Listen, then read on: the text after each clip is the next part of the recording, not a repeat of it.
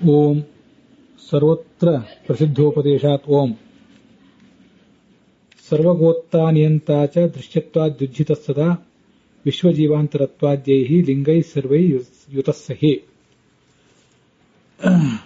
ಈ ಬ್ರಹ್ಮಸೂತ್ರ ಭಾಷ್ಯದ ಒಂದನೇ ಅಧ್ಯಾಯದ 2ನೇ ಪಾದ. ಅದಕ್ಕೆ ಏನು ಹಿನ್ನೆಲೆ, ಯಾವ ಪ್ರಶ್ನೆಗಳಿಗೆ ಉತ್ತರ ರೂಪವಾಗಿ ಈ ಮಾತು ಹೊರಟಿದೆ ಅಂತ ಅನ್ನೋದನ್ನ ರಾಘವೇಂದ್ರ ಸ್ವಾಮಿಗಳು ತಿಳಿಸಿದ್ದಾರೆ ನಮಗೆ ತತ್ವಮಂಜರಿಯಲ್ಲಿ. ಲಿಂಗಗಳ ಮೂಲಕ ಯಾವ್ಯಾವ ಶಬ್ದಗಳಿಗೆ ಏನೇನು ಒಂದು ಪ್ರವೃತ್ತಿ ನಿಮಿತ್ತ ಇರ್ತದೆ, ಆ ಪ್ರವೃತ್ತಿ ನಿಮಿತ್ತಗಳೆಲ್ಲವೂ ಭಗವಂತನಲ್ಲೇ ಇರುವುದರಿಂದ ಆ ಪ್ರವೃತ್ತಿ ನಿಮಿತ್ತಗಳ ಮೂಲಕ ಈ ಎಲ್ಲ ಶಬ್ದಗಳನ್ನು ಕೂಡ ಭಗವಂತನಲ್ಲೇ ಸಮನ್ವಿತ ಮಾಡಬೇಕು ಅಂತ ಅಲ್ಲಿ ಬಂದಿರೋದು. ಅಲ್ಲೊಂದು ಪ್ರಶ್ನೆ ಮಾಡಿದ್ರು, ಕಿಂ ನಾಮ್ನ ಲಿಂಗೇನ ಅಂತ.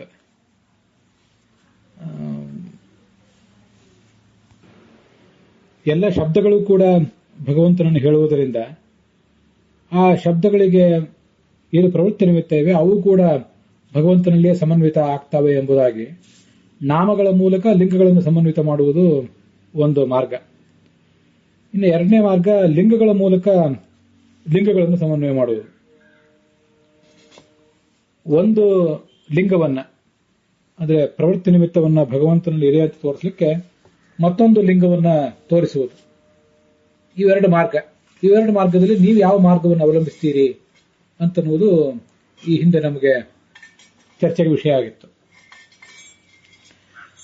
ಅಲ್ಲಿ ನಾಮಗಳ ಮೂಲಕ ಲಿಂಗ ಸಮನ್ವಯ ಅಂತ ಹೇಳಿಬಿಟ್ರೆ ಅನ್ಯೋನ್ಯಾಶ್ರಯ ದೋಷ ಇದೆ ಅಂತ ಒಂದು ಆಕ್ಷೇಪ ಮಾಡಿದ್ರು.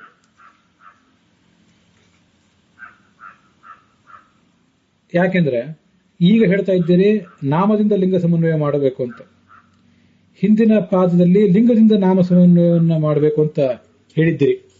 ಹೀಗೆ ಮಾಡಿಬಿಟ್ರೆ ನಾಮದಿಂದ ಲಿಂಗ ಸಮನ್ವಯವೋ ಲಿಂಗದಿಂದ ನಾಮ ಸಮನ್ವಯವೋ ಅನ್ನುವಂಥ ಪ್ರಶ್ನೆ ಬರುವುದರಿಂದ ಅನ್ಯೋನ್ಯಾಶ್ರಯ ದೋಷ ಬರ್ತದೆ ಅಂತ ಅಲ್ಲಿ ಬಂದಿತ್ತು. ಮತ್ತೆ ಲಿಂಗದಿಂದ ಲಿಂಗ ಸಮನ್ವಯ ಅಂತ ಹೇಳಿಬಿಟ್ರೆ ಆವಾಗ ಎಲ್ಲಾ ಲಿಂಗಗಳು ಕೂಡ ಭಗವಂತನ ಪ್ರತಿಪಾದನೆ ಮಾಡ್ತವೋ ಇಲ್ಲೋ ಅಂತನ್ನುವುದೇ ಇನ್ನೂ ವಿವಾದಾಸ್ಪದವಾಗಿರುವುದರಿಂದ ಮತ್ತೆ ವಿವಾದವೇ ಹುಟ್ಟಿಕೊಳ್ತದೆ, ಯಾವುದೂ ತೀರ್ಮಾನ ಆಗೋದಿಲ್ಲ ಅಂತ ಇಷ್ಟು ಪ್ರಶ್ನೆ ಬಂದಿತ್ತು. ಅದಕ್ಕೆ ಉತ್ತರ ರೂಪವಾಗಿ ಲಿಂಗೈ ಸರ್ವೈರ್ ಯುತಸ್ಸಹಿ ಅಂತ ಹೇಳ್ತಾ ಇದ್ದಾರೆ. ಲಿಂಗೈಹಿ ಅಂದ್ರೆ ವಿಷ್ಣು ಧರ್ಮತ್ವೇನ ಪ್ರಮಾಣ ಪ್ರಸಿದ್ಧೈಹಿ, ಭಗವಂತನ ಲಿಂಗಗಳು ಎಂಬುದಾಗಿ ಯಾವ ಧರ್ಮಗಳು ಭಗವಂತನಲ್ಲಿ ಪ್ರಸಿದ್ಧ ಆಗಿವೆಯೋ ಆ ಲಿಂಗಗಳಿಂದ ಅಂತ ಅದರ ಅರ್ಥ. ಪ್ರಮಾಣ ಪ್ರಸಿದ್ಧವಾಗಿವೆ. ತತ್ತತ್ ಪ್ರಕರಣಸ್ಥ ನಿರವಕಾಶ ಅವಿಪ್ರತಿಪನ್ನ ಲಿಂಗೈಹಿ ತರ್ಥಃ. ಆಯಾ ಎಲ್ಲಾ ಪ್ರಕರಣಗಳು, ಯಜುರ್ವೇದ, ಋಗ್ವೇದ, ಅದರ ಬೇರೆ ಬೇರೆ ಶಾಖೆಗಳು, ಅದರಲ್ಲಿ ಬಂದಿರುವಂತಹ ಎಲ್ಲಾ ಪ್ರಕರಣಗಳಲ್ಲಿರುವಂತಹ ನಿರವಕಾಶವಾದಂತಹ ಮತ್ತೆ ಅವಿಪ್ರತಿಪನ್ನವಾದಂತಹ ವಿವಾದರಹಿತವಾದಂತಹ ಲಿಂಗಗಳಿಂದ ಅವನು ಪ್ರತಿಪಾದ್ಯನ, ಅವನು ಕೂಡಿದವನಾದ್ದರಿಂದ ಅವನೇ ಎಲ್ಲ ಶಬ್ದಗಳಿಂದಲೂ ವಾಚ್ಯ ಅಂತ ಅರ್ಥ. ಉಪಲಕ್ಷಣ ಮೇತತ್. ಇನ್ನೂ ಒಂದನ್ನು ನಾವು ತಿಳ್ಕೊಳ್ಬೇಕು ಇದರಿಂದ. ಈ ಲಿಂಗೈ ಸರ್ವೇ ಯುತಸ್ಸಹಿ ಅಂತ ಹೇಳುವ ಮಾತಿನಿಂದ ಆಚಾರ್ಯರು ಮತ್ತೊಂದನ್ನು ಸೂಚಿಸಿದ್ದಾರೆ. ನಿರವಕಾಶ ಶ್ರುತ್ಯಾದಿನ ಇತ್ಯಪಿ ಧ್ಯೇಯಂ. ನಿರವಕಾಶವಾದ ಲಿಂಗಗಳಿಂದ ಮಾತ್ರ ಅಲ್ಲ, ಆ ನಿರವಕಾಶವಾದಂತಹ ಲಿಂಗಗಳಿಂದ ಪ್ರತಿಪಾದನೆ ಮಾಡುವಂತಹ ವೇದವಾಕ್ಯಗಳಿಂದಲೂ, ಹೀಗೆ ವೇದವಾಕ್ಯಗಳಿಂದ ಮತ್ತೆ ಆ ವೇದವಾಕ್ಯಗಳಿಂದ ಪ್ರತಿಪಾದಿತವಾದಂತಹ ಲಿಂಗಗಳಿಂದ, ಅರ್ಥಾತ್ ವೇದವಾಕ್ಯದ ಬೆಂಬಲವುಳ್ಳಂತಹ ಅನುಮಾನದಿಂದ ಅಂತ ಹೀಗೆ 2 ಕಾರಣಗಳಿವೆ. ಈ 2 ಕಾರಣಗಳ ಮೂಲಕ ಎಲ್ಲಾ ಲಿಂಗಗಳು ಭಗವಂತನಲ್ಲಿ ಸಮನ್ವಿತ ಆಗ್ತವೆ ಅಂತ ತಾತ್ಪರ್ಯ ಆಗ್ತದೆ. ನನು ಪ್ರಾಣಶಬ್ದಿತಸ್ಯ ವಿಷ್ಣು ಉಪಾಸನಾರ್ಥಂ ಸ ಇದಂ ಬ್ರಹ್ಮ ತತಮಂ ಇತ್ಯಾದಿನ ಉಕ್ತ ತತಮತ್ವಾದಿ ಗುಣವತ್ತಂ ಅಯುಕ್ತಂ. ಪ್ರಾಣ ಎಂಬ ಶಬ್ದದಿಂದ ವಾಚ್ಯನಾದಂತಹ ವಿಷ್ಣುವಿನ ಉಪಾಸನೆಗಾಗಿ ನೀವು ಅವನು ತತಮನಾಗಿದ್ದಾನೆ, ಅರ್ಥಾತ್ ಸರ್ವತ್ರ ವ್ಯಾಪ್ತನಾಗಿದ್ದಾನೆ ಅಂತ ನೀವು ಅರ್ಥ ಹೇಳಿದ್ರಿ. ಅದಕ್ಕೆ ಸಂಬಂಧಪಟ್ಟಂತಹ ಒಂದು ವೇದವಾಕ್ಯವನ್ನು ಕೂಡ ಹೇಳಿದ್ರಿ. ಸ ಇದಂ ಬ್ರಹ್ಮತತಮಂ ಅಂತ. ಸರಿಯಾ? ಆ ಸ ಇದಂ ಬ್ರಹ್ಮತತಮಂ ಅಂತ ಅನ್ನೋದೇನಿದೆಯಲ್ಲ, ಅದು ಸ ಏತಮೇವ ಪುರುಷಂ ಬ್ರಹ್ಮತತಮಂ ಅಂತ ಆಗಬೇಕು ಮೂಲ ಉಪನಿಷತ್ತಿನ ದೃಷ್ಟಿಯಿಂದ, ಮತ್ತು ಬ್ರಹ್ಮಸೂತ್ರ ಭಾಷ್ಯದಲ್ಲಿ ಅದು ಉದ್ಧೃತವಾದ ದೃಷ್ಟಿಯಿಂದ ಅಂತ ಹೇಳಿದ್ದೆ ಹಿಂದೆ. ಇಲ್ಲಿ ಸ ಇದಂ ಬ್ರಹ್ಮತತಮಂ ಅಂತಾನೆ ಬಂದಿದೆ. ರಾಘವೇಂದ್ರ ಸ್ವಾಮಿಗಳು ಹಿಂದೆನೂ ಕೂಡ ಹಾಗೆ ಹೇಳಿದ್ರು, ಇಲ್ಲೂ ಹಾಗೆ ಹೇಳಿದ್ದಾರೆ. ಅದನ್ನ ನಾವು ತಪ್ಪು ಅಂತ ನಾವು ಹೇಳುವುದಲ್ಲ, ಆದ್ರೆ ಉಪನಿಷತ್ತಿನಲ್ಲಿ ಮಾತ್ರ ಸ ಏತಮೇವ ಪುರುಷಂ ಬ್ರಹ್ಮತತಮಂ ಅಪಶ್ಯತ್ ಅಂತಿದೆ. ಇತ್ಯಾದಿನ ಉಕ್ತ, ಹೀಗೆ ಹೇಳಲ್ಪಟ್ಟಂತಹ ತತ ತಮತ್ವ, ಶ್ಲೋಕದಲ್ಲಿ ತತಮತ್ವ ಅಂತಿದೆ, ಅದು ತತ ತಮತ್ವ ಅಂತ ಆಗಬೇಕು. ತತ ಅಂದ್ರೆ ವ್ಯಾಪ್ತ, ತತ ತಮ ಅಂದ್ರೆ ಅತ್ಯಂತ ಹೆಚ್ಚು ವ್ಯಾಪ್ತ ಅಂತ. ಬುದ್ಧಿವತ್ತರ ಬುದ್ಧಿಮತ್ತಮ ಅಂತ ಹೇಗೆ ಹೇಳ್ತೀವಲ್ಲ, ಹಾಗೆ ತತ ತಮ ಅಂತ ಆಗಬೇಕು. ಒಂದು ತಕಾರ ಬಿಟ್ಟು ಹೋಗಿದೆ, ಓದುವವರು ಆ ತಕಾರ ಒಂದರಲ್ಲಿ ಹೆಚ್ಚಾಗಿ ಸೇರಿಸ್ಕೋಬೇಕು. ಆ ತತ ತಮತ್ವವನ್ನ ಭಗವಂತನಿಗೆ ಏನು ಹೇಳಿದ್ರಿ ಅದು ಸರಿಯಲ್ಲ. ಯಾಕೆಂದ್ರೆ ತತ್ರೈವ ಐತರೇಯೇ, ಅಲ್ಲೇ ಮುಂದೆ ಐತರೇಯ ಉಪನಿಷತ್ತಿನಲ್ಲಿ ಏತಮಸ್ಯಾಂ ಏತಂ ದಿವಿ ಅನ್ನುವಂತಹ ಒಂದು ವಾಕ್ಯದಲ್ಲಿ ಏತಂ ಇತಿ ಏತತ್ ಶಬ್ದೇನ, ಏತಂ ಎಂಬುದಾಗಿ ಏತತ್ ಶಬ್ದವನ್ನು ತಗೊಂಡಿದ್ದಾರೆ. ಮುಂದೆ ಆದಿತ್ಯೋ ರಸಃ ಅಂತ ಒಂದು ಕಡೆ ಅಲ್ಲೇ ಐತರೇಯ ಉಪನಿಷತ್ ಭಾಷ್ಯದಲ್ಲಿ ಐತರೇಯ ಉಪನಿಷತ್ತಿನಲ್ಲಿದೆ. ಪೂರ್ವೋಕ್ತ ಪ್ರಕೃತನಾದಂತಹ ಸೂರ್ಯನನ್ನು ತಗೊಂಡಿದ್ದಾರೆ. ಚಕ್ಷುರ್ಮಯ ಶ್ರೋತ್ರಮಯ ಇತ್ಯಾದಿ ವಾಕ್ಯಗಳಿಂದ ವಕ್ಷ್ಯಮಾನದಂತಹ ಜೀವನನ್ನಾದರೂ ತಗೊಳ್ಳಿಕ್ಕೆ ಅವಕಾಶ ಇದೆ. ಆದ್ರಿಂದ ತಸ್ಯ ಪೃಥಿವ್ಯಾದಿ ಕಥಿತಿ ಜೀವ ದೇಹ ಹೃದಯ ಗುಹಾಸ್ತತ್ವ ಮುಕ್ತ, ಅವನು ಪೃಥ್ವಿ ಮೊದಲಾದ ಕೆಲವು ಜೀವ ದೇಹಗಳ ಹೃದಯ ಗುಹೆಯಲ್ಲಿದ್ದಾನೆ ಅಂತ ವರ್ಣನೆ ಮಾಡಿದ್ದಾರೆ. ಕೊನೆಗೆ ಸರ್ವೇಷು ಭೂತೇಷು ಏತಮೇವ ಬ್ರಹ್ಮೇತ್ಯಾಚಕ್ಷತೆ, ಎಲ್ಲಾ ಜೀವಗಳಲ್ಲಿಯೂ ಕೂಡ ಇವನನ್ನೇ ಬ್ರಹ್ಮ ಎಂಬುದಾಗಿ ಹೇಳ್ತಾರೆ. ಸರ್ವಭೂತ ಹೃದಯಗಳಲ್ಲಿ ಇವನೇ ಇದ್ದಾನೆ, ಜೀವ ಇದ್ದಾನೆ ಅಥವಾ ಆದಿತ್ಯ ಇದ್ದಾನೆ ಅಂತ ವರ್ಣನೆ ಮಾಡಿದ್ದಾರೆ. ಆದ್ರಿಂದ ಅಲ್ಲಿ ತತತಮತ್ವ ಮತ್ತೆ ಬೇರೆ ಬೇರೆ ವಾಕ್ಯಗಳೇನಾದರೂ ಬಂದ್ರೆ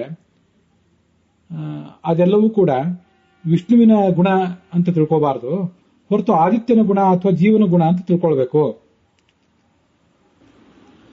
ಬ್ರಹ್ಮ ತತತಮಂ ತತತಮ ಎಂಬುದಾಗಿ ಇನ್ನೊಂದು ತಕಾರವನ್ನು ಸೇರಿಸ್ಕೊಳ್ಬೇಕು ಅಂತ ನಾನು ಹೇಳಿದೆ. ಆದ್ರೆ ಉಪನಿಷತ್ನಲ್ಲಿಯೂ ಕೂಡ ತತತಮ ಅಂತ ಎರಡನೇ ತಕಾರ ಏನಿಲ್ಲ. ನಾನು ಹೇಳುವುದನ್ನೇನೋ ಹೇಳಿದೆ ಎರಡನೇ ತಕಾರ ಸೇರಿಸ್ಕೊಳ್ಳಿ ಅಂತ, ಆದ್ರೆ ಮೂಲ ಉಪನಿಷತ್ತಿನಲ್ಲೇ ಎರಡನೇ ತಕಾರ ಇಲ್ಲ.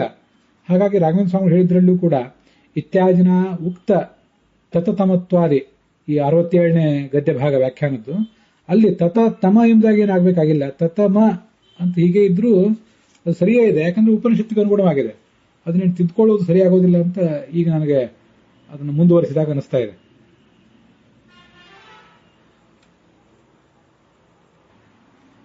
ಎಲ್ಲಾ ಭೂತಗಳ ಹೃದಯದಲ್ಲಿ ಜೀವ ಮತ್ತು ಆದಿತ್ಯರಿಗೆ ಅಸ್ತಿತ್ವವನ್ನು ವರ್ಣನೆ ಮಾಡಿದ್ದಾರೆ. ಸತ್ವೋಕ್ತ್ಯ ಪ್ರಾಚೀನ ತತಮತ್ವ ಅಂತಸ್ಥತ್ವಯೋರಪಿ ತಯೋ ಅವಶ್ಯಂ ಭಾವಾತ್. ಈ ಹಿಂದೆ ವರ್ಣನೆ ಮಾಡಿದಂತಹ ವ್ಯಾಪ್ತತ್ವ, ತತಮತ್ವ ಅಂದ್ರೆ ವ್ಯಾಪ್ತತ್ವ ಮತ್ತು ಅಂತಸ್ಥತ್ವ ಎಂಬ ಗುಣಗಳನ್ನು ಕೂಡ ಇವರಲ್ಲೇ ಹೇಳಬೇಕು, ಜೀವ ಮತ್ತು ಸೂರ್ಯನಲ್ಲಿ. ಯಾಕಂದ್ರೆ ಏಕ ಪ್ರಕರಣಸ್ಥತ್ವ ಒಂದೇ ಪ್ರಕರಣದಲ್ಲಿ ಬಂದಿದೆ. ಅದು ಒಂದೊಂದು ಕಡೆ ಒಂದೊಂದು ಗುಣವನ್ನು ಮತ್ತೊಂದು ಒಬ್ಬೊಬ್ಬ ದೇವತೆಯಲ್ಲಿ ವರ್ಣನೆ ಮಾಡುವುದು ಸರಿಯಲ್ಲ. ಏಕ ಪ್ರಕರಣದಲ್ಲಿ ಬಂದಿರುವುದರಿಂದ ಜೀವ ಅಥವಾ ಸೂರ್ಯನಲ್ಲಿ ಅದನ್ನು ಹೇಳಬೇಕು, ಹೊರತು ಪರಮಾತ್ಮನಲ್ಲಿ ಹೇಳುವುದಂತೂ ಸರಿಯಲ್ಲ. ವ್ಯಾಪ್ತಸ್ಯ ಹರೇಹೇ ಅಲ್ಪದೇಶೇ ಅಂತರವಸ್ಥಾನ ಅಯೋಗಾಚ್ಚ. ನೀವೇ ಹೇಳುವಂತೆ ನಿಮ್ಮ ಹರಿ ವ್ಯಾಪ್ತನಾಗಿದ್ದಾನೆ, ಅವನು ಅಲ್ಪದೇಶ ಕೆಲವೇ ಪ್ರದೇಶದಲ್ಲಿ ಅಂತಸ್ಥನಾಗಿರುವುದು ಹೇಗೆ? ಅದು ಸರಿಯಲ್ಲ. ಮತ್ತೆ ದೇಹಾಂತಸ್ಥತ್ವೇ ಜೀವ ಸಮಾನ ಭೋಗ ಪ್ರಾಪ್ತೇಶ್ಚ, ದೇಹದ ಒಳಗವನಿದ್ದು ಬಿಟ್ರೆ ದೇಹದ ಒಳಗಿರುವಂತಹ ಜೀವ ಹೇಗೆ ಎಲ್ಲಾ ತರದ ಸುಖಗಳನ್ನು ಅನುಭವಿಸ್ತಾ ಇದ್ದಾನೆ, ಹಾಗೆ ಈ ಪರಮಾತ್ಮನು ಕೂಡ ದೇಹದ ಒಳಗಿದ್ದು ಬಿಟ್ರೆ ಆ ಜೀವನ ಜೊತೆಗೆ ಎಲ್ಲಾ ಭೋಗಗಳನ್ನು ಅನುಭವಿಸಬೇಕಾಗ್ತದಲ್ಲ. ಇತ್ಯದ ಪ್ರಾಪ್ತಂ. ಈ ಒಂದು ಪ್ರಶ್ನೆಗೆ ಉತ್ತರ ರೂಪವಾಗಿ ಸರ್ವತ್ರ ಪ್ರಸಿದ್ಧೋಪದೇಶಾತ್ ಎಂಬ 8 ಸೂತ್ರಗಳು ಹೊರಟಿವೆ. ಆ 8 ಸೂತ್ರಗಳನ್ನು ಒಳಗೊಂಡಂತಹ ಸರ್ವಗತತ್ವ ಎಂಬ ಅಧಿಕರಣ ಇದು. ಆ ಬ್ರಹ್ಮಸೂತ್ರ ಭಾಷ್ಯದ ಆರಂಭದಲ್ಲಿ ಲಿಂಗಾತ್ಮಕಾನಾಂ ಶಬ್ದಾನಾಂ ವಿಷ್ಣು ಪ್ರವೃತ್ತಿಂ ದರ್ಶಯತಿ ಅಸ್ಮಿನ್ ಪಾದೆ ಪ್ರಾಧಾನ್ಯೇನ. ಯಾವುದಾದ್ರೊಂದು ನಿಮಿತ್ತವನ್ನು ಇಟ್ಕೊಂಡು ಒಂದು ಶಬ್ದ ಏನು ಹೊರಟಿರ್ತದೆ, ಆ ಎಲ್ಲ ಶಬ್ದಗಳು ಕೂಡ ಭಗವಂತನನ್ನು ಪ್ರತಿಪಾದನೆ ಮಾಡ್ತವೆ ಅಂತ ಈ ಪಾದದಲ್ಲಿ ತಿಳಿಸ್ತಾರೆ.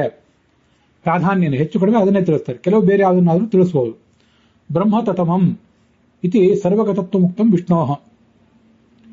ಬ್ರಹ್ಮ ತತಮಂ ಇಲ್ಲಿ ನೋಡಿ, ತತಮ ಅಂತಿಲ್ಲ, ತತಮ ಎಂಬುದಾಗಿ ಅಷ್ಟು ಮಾತ್ರ ಇದೆ. ವಿಷ್ಣುವಿಗೆ ಸರ್ವಗತತ್ವವನ್ನು ಹೇಳಿದ್ರಿ. ತಚ್ಚ ತಸ್ಯೈತ ಸ್ಯಾಸೌ ಆದಿತ್ಯೋ ರಸಃ, ಐತರೆಯ ಆರಣ್ಯಕದಲ್ಲಿ ಬಂದಿರುವಂತಹ ಮಾತಿದು. ಇವೆಲ್ಲವೂ ಕೂಡ ಈ ವಾಯುದೇವನ ಪುರುಷೋಪಾಸನೆ, ಚತ್ವಾರ ಪುರುಷ ಇತಿ ಬಾಧ್ವಃ, ಅಲ್ಲಿಂದ ಹಿಡಿದು ಮುಂದೆ ಈ 3-4 ವಾಕ್ಯಗಳೆಲ್ಲವೂ ಕೂಡ ಬಂದಿದೆ, ನಾವೀಗ ನೋಡಿದಂತಹ ವಾಕ್ಯಗಳು. ತಸ್ಯೈತಸ್ಯ ಅಸೌ ಆದಿತ್ಯೋ ರಸಃ ಅಂತ ಬಂದಿದೆ. ಮುಂದೆ ಅಯೋಗ್ಯರಿಗೆ ಉಪದೇಶಿಸಿದರೆ ಅನಿಷ್ಟವಿದೆ ಅನ್ನುವಲ್ಲಿ ಏತಂ ಸರ್ವೇಷು ಭೂತೇಷು ಏತಮೇವ ಬ್ರಹ್ಮೇತ್ಯಾಚಕ್ಷತೆ ಏತಮಸ್ಯಾಂ ಏತಂ ದಿವಿ ಅಂತ ಹೀಗೆ ಬಂದಿದೆ. ಚಕ್ಷುರ್ಮಯ, ಶ್ರೋತ್ರಮಯ, ಛಂದೋಮಯ, ಮನೋಮಯ, ವಿಜ್ಞಾನಮಯ ಅನ್ನುವುದೆಲ್ಲವೂ ಕೂಡ ಅಲ್ಲೇ ಬಂದಿದೆ. ಅದಕ್ಕೇನು ಅರ್ಥ ಆಗ್ತದೆ? ಮೊದಲು ಬಂದದ್ದು ತಸ್ಯೈತಸ್ಯ ಅಸೌ ಆದಿತ್ಯೋ ರಸಃ ಅಂತ. ಆದಿತ್ಯನೇ ಇಲ್ಲಿ ಮುಖ್ಯ, ರಸ ಅಂದ್ರೆ ಮುಖ್ಯ ಅಂತ ಅರ್ಥ, ರಸ ಅಂದ್ರೆ ಪ್ರಧಾನ ಅಂತ ಅರ್ಥ. ಅದನ್ನ ಆಚಾರ್ಯ ಅನೇಕ ಕಡೆ ಹೇಳಿದ್ದಾರೆ. ಇಲ್ಲಿ ಆಚಾರ್ಯ ಹೇಳುವ ಅರ್ಥ ಸೂರ್ಯಮಂಡಲದಲ್ಲಿರುವಂತಹ ಪ್ರದ್ಯುಮ್ನ ಅಂತ. ಸಿದ್ಧಾಂತ ಮುಂದೆ ನಾವು ನೋಡ್ತೇವೆ.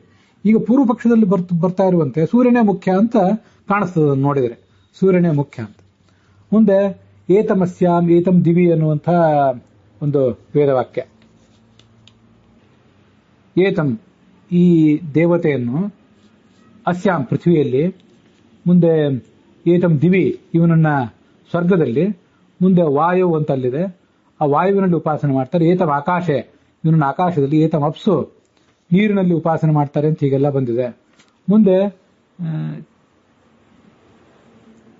ಏತಂ ಸರ್ವೇಷು ಭೂತೇಷು ಇವನನ್ನೇ ಎಲ್ಲಾ ಭೂತಗಳಲ್ಲೂ ಕೂಡ ಉಪಾಸನೆ ಮಾಡ್ತಾರೆ. ಏತಮೇವ ಬ್ರಹ್ಮೇತ್ಯಾಚಕ್ಷತೆ ಇವನನ್ನೇ ಬ್ರಹ್ಮ ಎಂಬುದಾಗಿ, ಗುಣಪೂರ್ಣ ಎಂಬುದಾಗಿ ಹೇಳ್ತಾರೆ ಅಂತೆಲ್ಲ ಬಂದಿದೆ. ಅವನು ಚಕ್ಷುರ್ಮಯ, ಪೂರ್ಣವಾದ ಶ್ರವಣ ಶಕ್ತಿ ಇದ್ದವನು, ಸತ್ಯಕಾಮ, ಶ್ರೋತ್ರಮಯ, ಛಂದೋಮಯ, ಮನೋಮಯ, ವಾಂಗ್ಮಯ ಆತ್ಮ ಅಂತೆಲ್ಲ ಬಂದಿದೆ. ಇದೆಲ್ಲ ವಾಸ್ತವಿಕವಾಗಿ ಪರಮಾತ್ಮನನ್ನು ಹೇಳ್ತದೆ. ಅದು ಪ್ರಶ್ನೆ ಮಾಡುವವರು ಇದೆಲ್ಲ ಜೀವನನ್ನು ಹೇಳ್ತದೆ ಪ್ರಶ್ನೆ ಮಾಡ್ತಿದ್ದಾರೆ. ಯಾಕಂದ್ರೆ ಕಣ್ಣು, ಕಿವಿ ಇತ್ಯಾದಿಗಳು ಇರುವುದೆಲ್ಲ ಜೀವನಿಗೆ ಅಂತ ಅವ್ರ ಪ್ರಶ್ನೆ. ಇತ್ಯಾದಿನ ಅಲ್ಲಿ ನಾವು ಬ್ರಹ್ಮಸೂತ್ರ ಭಾಷ್ಯದಲ್ಲಿ ನೋಡುವಂತೆ ಇತ್ಯಾದಿನ ಆದಿತ್ಯಸ್ಯ ಪ್ರತೀಯತೆ, ಸೂರ್ಯನಿಗೆ ಇದೆಲ್ಲ ಕಂಡು ಬರ್ತದೆ. ರಾಘವೇಂದ್ರ ಸ್ವಾಮಿಗಳು ಅದನ್ನ ಜೀವನಿಗೂ ಕೂಡ ಕಂಡು ಬರ್ತದೆ ಅಂತ ಒಂದು ಎಕ್ಸ್ಟ್ರಾ ಇಟ್ಕೊಂಡಿದ್ದಾರೆ.